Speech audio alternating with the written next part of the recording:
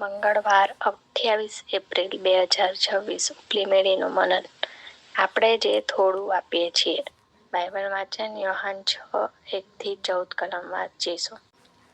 એ પછી ગાલિલનો સમુદ્ર જે તિબેરિયાસનો કહેવાય છે તેને પેલે પાર ઈસુ ગયો. લોકોનો મોટો સમુદાય તેની પાછળ ગયો, કેમ કે તેણે માંદાઓ પર જે ચમત્કારો કર્યા તે તેઓએ દીઠા હતા. ઈસુ પહાડ પર ગયો અને ત્યાં તે પોતાના શિષ્યો સાથે બેઠો. હવે યહૂદીઓનું પાસખા પર્વ પાસે આવ્યું હતું, માટે ઈસુ નજર ઊંચી કરીને પોતાની પાસે મોટો સમુદાય આવતો જોઈને ફિલિપને પૂછે છે કે તેમને ખાવાને માટે આપણે રોટલી ક્યાંથી વેચાતી લઈએ. પણ તેણે તેને પારખવા સારું એ પૂછ્યું, કેમ કે તે શું કરવાનો હતો તે પોતે જાણતો હતો. ફિલિપે તેને ઉત્તર આપ્યો કે 200 દિનારની રોટલી તેઓને સારું બસ નથી કે તેઓમાંના દરેકને થોડું થોડું મળે. તેના શિષ્યોમાંના એક એટલે સિમોન પિત્તરનો ભાઈ આંદ્રિયા તેને કહે છે કે એક જુવાન અહીં છે, તેની પાસે જવની 5 રોટલી અને 2 માછલી છે, પણ તે આટલા બધાને કેમ પહોંચે?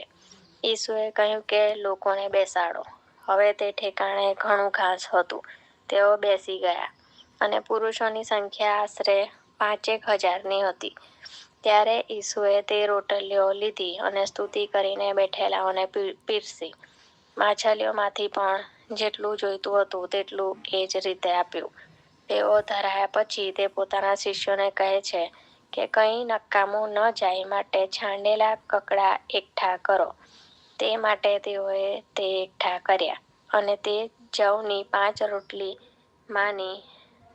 રોટલીમાંના જે છાંડેલા કકડા જમનારાઓએ રહેવા દીધા હતા તેઓની 12 ટોપલી ભરી. માટે તે લોકોએ ઈસુએ કરેલો એ ચમત્કાર જોઈને કહ્યું કે જે પ્રબોધક જગતમાં આવનાર છે તે નિશ્ચય આ જ છે. આમેન. જેમ દરેકે પોતાના હૃદયમાં અગાઉથી ઠરાવ્યું છે તે પ્રમાણે તેણે આપવું, ખેદથી નહીં કે ફરજિયાત નહીં, કેમ કે ખુશીથી આપનારને ઈશ્વર ચાહે છે. કરન્થીયોને બીજો પત્ર 9:7. એક રાત્રે મારો 10 વર્ષની ઉંમરનો દીકરો અને હું બીજા શહેરમાંથી પાછા ફરી રહ્યા હતા અને અમે ખોરાક ખરીદવા માટે રોકાયા. રેસ્ટોરન્ટમાં ભીડ હતી, પણ અમે શાંતિથી રાહ જોઈ અને દીકરા માટે ભાત અને ચિકન ખરીદ્યા. અમને મોડું થઈ ગયું હોવાના કારણે અમે કાર તરફ પાછા ફર્યા અને દીકરો કારમાં બેસીને ખાવાનું ખાશે તેવું નક્કી કર્યું. અચાનક એક છોકરી અમારા તરફ દોડી આવી અને હાથ લાંબા કરીને પૈસાની ભીખ માંગવા લાગી. જરા પણ વિચાર કર્યા વગર મારા દીકરાએ તેનું ખોરાકનું પાર્સલ તે છોકરીને આપી દીધું.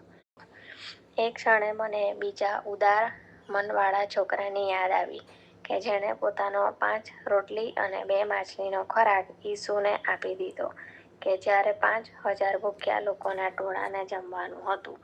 તે છોકરો થાકી ગયો હશે અને ભૂખ્યો પણ થયો હશે અને છતાં પણ તેણે તેના માટે કશું પણ ન રાખ્યું. ઈસુએ ખોરાક માટે આભાર માન્યો અને તે ખોરાક પૂરતો હતો. ખોરાક હંમેશા વધે છે.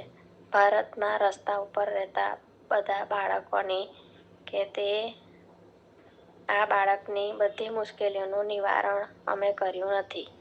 મારા દીકરાએ તે જે કરી શકતો હતો તે તેણે કર્યું. જો આપણે બધા નાની બાબતોમાં ઉદાર થઈએ તો ઈશ્વર આપણે આપેલી નાની બાબતને અનેક ગણી વધારશે. આજનો સુવિચાર. ઈસુના નામમાં નાનું અને દયાથી કરેલું કૃત્ય મોટો ફરક લાવી શકે છે. મધ્યસ્થી.